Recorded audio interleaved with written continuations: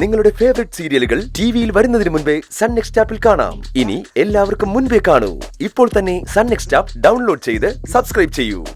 ഒരു mobile shop വാങ്ങിക്കാന്നൊക്കെയുള്ള പ്ലാനില്ല അവൻ 15 ലക്ഷം രൂപ അനുവിന്റെ കയ്യിൽ നിന്ന് വാങ്ങിച്ചുകൊണ്ട് പോയത്. ആ പണം മുഴുവൻ ദുബായിൽ കൊണ്ട് കളഞ്ഞില്ലേ അവൻ. അനുവിന് പണം കൊടുത്തത് ചീരുവിന്റെ മക്കളെ അവന്റെ കയ്യിൽ നിന്ന് തിരിച്ചു കിട്ടാൻ വേണ്ടിയാ. ആ പണം കൊണ്ട് അവൻ രക്ഷപ്പെടില്ലെന്ന് എനിക്ക് അന്ന് തന്നെ അറിയായിരുന്നു. പണം നഷ്ടപ്പെട്ടതിലൊന്നും അവൻ ഒരു വിഷമവും ഇല്ല. എങ്ങനെ ഉണ്ടാവും? അവൻ അധ്വാനിച്ചുണ്ടാക്കിയ കാശൊന്നും അല്ലല്ലോ. ചീരുവിന്റെ ഡെലിവറിയോടെ അവനെ എല്ലാരും അംഗീകരിക്കുന്ന ഇപ്പൊ അവന്റെ വിചാരം. ആ സ്വപ്നത്തിൽ കണ്ടാ മതി. ചീരുവിനെ മക്കളെ ഒരു കാരണവശാലും ഇനി അവനെ ഏൽപ്പിക്കരുത് അമ്മ. അവന്റെ കാര്യത്തിൽ നമ്മൾ അന്നേ തീരുമാനമെടുത്തല്ലേ രഘു. സ്വന്തം കുഞ്ഞുങ്ങളെ കൊടുത്ത് 15 ലക്ഷം രൂപ വാങ്ങിയവന് പിന്നെ ആ മക്കളുടെ മുഖത്തേക്കൊന്ന് നോക്കാൻ പോലും യാതൊരു അവകാശമില്ല. പിന്നെ ഒരു മനുഷ്യത്വത്തിന്റെ പേരിൽ കുട്ടികളെ കാണാൻ നമ്മൾ സമ്മതിച്ചു എന്നേ ഉള്ളൂ.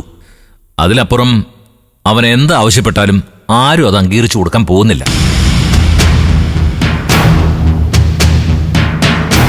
ആ നിന്നോട് ഞാൻ രാവിലെ ഒരു കാര്യം ചോദിക്കണമെന്ന് വിചാരിച്ചോളൂ. ആദിയുടെ ആ കേസ് എന്തായി? നീ പിന്നെ അതിനെക്കുറിച്ച് വല്ലതും അന്വേഷിച്ചോ? ഇല്ലമ്മ, അവനിപ്പോ ജയിലിലാണെന്നറിയാം. അതിൽ കൂടുതലൊന്നും നമ്മൾ അന്വേഷിക്കേണ്ട കാര്യമില്ലല്ലോ. ഇല്ല, അവനിനി എന്തൊക്കെ തന്നെ സംഭവിച്ചാലും നമ്മൾ അന്വേഷിക്കേണ്ട കാര്യമില്ല. അത് കഴിഞ്ഞ അധ്യായം.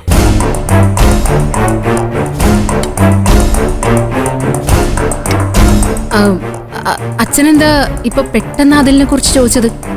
ഒന്നുമില്ല, ഓരോരോ സമയത്ത് ഓരോ ദുരിതങ്ങള് നമ്മുടെ കുടുംബത്ത് വന്നു ചേരുമല്ലോ. അതുപോലെ തന്നെ ആയിരുന്നല്ലോ ആദ്യം.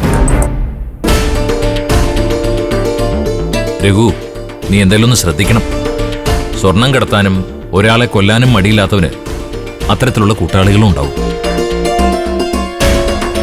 ആ സ്വർണത്തിന്റെ കാര്യം ചോദിച്ച് അവരിൽ ആരെങ്കിലും അവൻ വീണ്ടും നിന്റെ അടുത്തേക്ക് അയക്കാനുള്ള എല്ലാ സാധ്യതയുണ്ട്.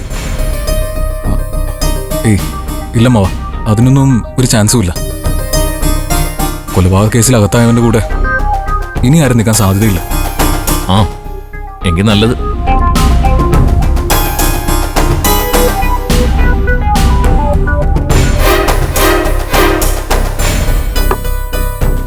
ഞാൻ എഴുന്നേക്കാം കമ്പിളി. നീ രഘുവും കൂടി ഒപ്പം ഇരുന്ന് കഴിച്ചോ? ശരി അച്ഛൻ പോയി കൈ കഴിക്കാം.